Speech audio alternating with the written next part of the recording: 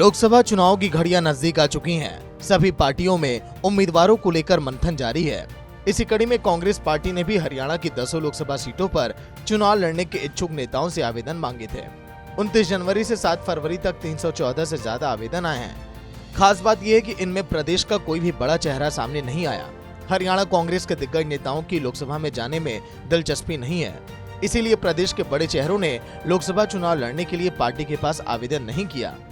वहीं हरियाणा में कांग्रेस के वरिष्ठ नेताओं के लोकसभा चुनाव लड़ने से किनारा करने के सवाल पर पूर्व सीएम भूपेंद्र सिंह हुड्डा ने कहा कि मेरा मानना है कि सभी वरिष्ठों को चुनाव लड़ना चाहिए। लिस्ट से अलग जीतने वाले उम्मीदवारों को भी टिकट दिया जा सकता है। ऐसा नहीं है कि केवल आवेदन करने वालों को ही टिकट मिलेगा। इसी पर अब कैबिनेट मंत्री कंवरपाल गुर्जर का बयान सामने आया। और इन परिस्थितियों को पैदा करने में राहुल गांधी जी का बहुत बड़ा महत्वपूर्ण योगदान है कि इस प्रकार की परिस्थितियां पैदा कर दी। अब कांग्रेस को कहीं दिखाई दे रहा नहीं कुछ भी, कांग्रेस को लगता नहीं कहीं सीट मिलेगी, तो इसलिए निश्चय भी कुछ नहीं है। तो इसलिए जो बड़ी लीडरशिप है वो चाहती है कि हम चुनाव ना लड़े, चुनाव कोई और लड़ ले। ठीक है, हम पार्टी में हैं, हम भाषण देने के लिए हैं, लड़ने के लिए कोई और जाए। पहले क्या था कि पहले ये सारे तैयार होते कि हमें चुनाव लड़ाओ, बाकी सब को कोई अर्थ नहीं है टिकट का।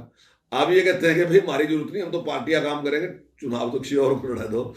तो क्योंकि कांग्रेस की स्थिति नहीं रही इस टाइम, इस कारण से आज चुनाव लड़ने की तैयार नहीं। तो लोकसभा चुनाव की घड़ियां जैसे जैसे नजदीक आ रही हैं, बीजेपी को विपक्षी पार्टियों पर हमला करने का मौका मिल रहा है।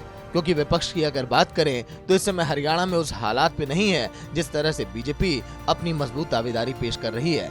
ऐसे में चुनाव जब करीब आएगा तो ये बयानबाजियां और भी तेज होंगी। यमुनानगर से सुनील कुमार की रिपोर्ट, सूर्या समाचार।